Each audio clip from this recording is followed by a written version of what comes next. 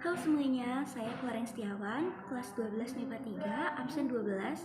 Di sini saya akan menjelaskan materi kelas 11, yaitu suhu, kalor, dan perpindahan kalor. Pertama-tama, saya akan menjelaskan apa itu suhu. Suhu merupakan derajat panas atau dingin yang dirasakan indera.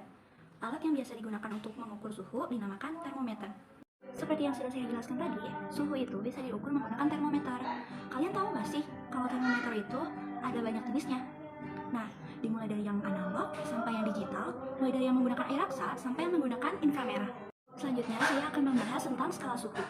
Skala suhu itu ada 4, yang biasa digunakan di termometer diantaranya yaitu Celsius, Reaumur, Fahrenheit, dan Kelvin. Skala suhu yang sering kita temui di kehidupan sehari-hari yaitu Celsius dan Fahrenheit, sedangkan skala suhu yang ditetapkan sebagai satuan internasional adalah Kelvin. Selanjutnya, saya akan menjelaskan apa itu kalor. Kalor adalah salah satu bentuk energi yang bisa berpindah dari benda yang suhu lebih tinggi ke benda yang bersuhu lebih rendah jika keduanya dipertemukan atau bersentuhan. Kalor jenis. Kalor jenis suatu benda didefinisikan sebagai jumlah kalor yang diperlukan untuk menaikkan suhu 1 kg suatu zat sebesar 1 K. Kalor jenis ini menunjukkan kemampuan suatu benda untuk menyerap kalor. Semakin besar kalor jenis suatu benda, semakin besar pula kemampuan benda tersebut dalam menyerap kalor. Berikut adalah rumusnya. Kapasitas kalor. Kapasitas kalor suatu benda adalah jumlah kalor yang diperlukan atau dilepaskan jika suhu benda tersebut dinaikkan atau diturunkan 1 K atau 1 OC secara matematis dapat dirumuskan sebagai berikut. Perubahan wujud zat. Penerimaan kalor akan meningkatkan suhu dan dapat mengubah wujud zat dari padat menjadi cair atau cair menjadi gas. Sedangkan pelepasan kalor dapat menurunkan suhu atau merubah wujud dari cair menjadi padat atau gas menjadi cair. Ketika sedang berubah wujud, walaupun terdapat pelepasan atau penyerapan kalor, tetapi tidak digunakan untuk menaikkan atau menurunkan suhu. Kalor ini disebut kalor laten atau L. Kalor laten adalah kalor yang dibutuhkan benda untuk mengubah wujudnya persatuan massa secara matematis sebagai berikut. Azaz Black. Azaz Black adalah suatu prinsip dalam termodinamika yang dikemukakan oleh Joseph Black. Bunyi asas Black adalah sebagai berikut. Pada pencampuran dua zat, banyaknya kalor yang dilepas zat yang suhunya lebih tinggi sama dengan banyaknya kalor yang diterima zat yang suhunya lebih rendah. Energi selalu kekal, sehingga benda yang memiliki temperatur lebih tinggi akan melepaskan energi sebesar QL dan benda yang memiliki temperatur lebih rendah akan menerima energi sebesar QT. Dengan besar yang sama, secara matematis, pernyataan tersebut dapat ditulis sebagai berikut. Selanjutnya, saya akan membahas tentang perpindahan kalor. Perpindahan kalor merupakan kalor yang dapat berpindah dari benda yang bersuhu tinggi ke benda yang bersuhu lebih rendah.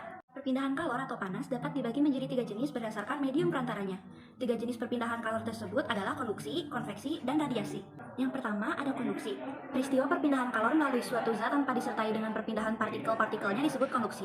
Jumlah kalor yang dipindahkan per satuan waktu secara matematis dituliskan sebagai berikut. Yang kedua ada konveksi.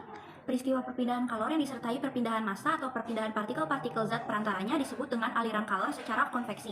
Laju kalor secara konveksi secara matematis dapat dirumuskan. Yang ketiga ada radiasi.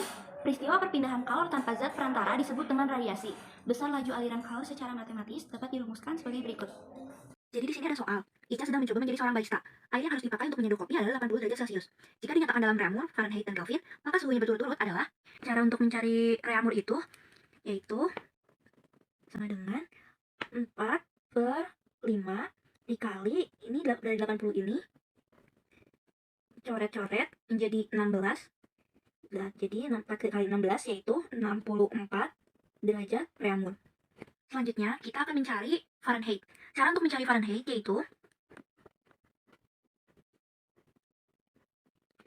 9/5 dikali 80. Ini coret-coret jadi 16 dan ini ditambah 32. Rumus yang 9/5 dan 4/5 ini didapatkan dari rumus konversi yang telah dibahas pada PPT tadi. Terus ini 9 dikali 16 yaitu 144 ditambah 32 menjadi 176 derajat Fahrenheit. Oke, terakhir kita akan mencari Kelvinnya. Cara untuk mencari Kelvin yaitu Kelvin itu hanya yang derajat Celcius ini ditambah 273. Jadi 80 ditambah 273 menjadi 353 Kelvin.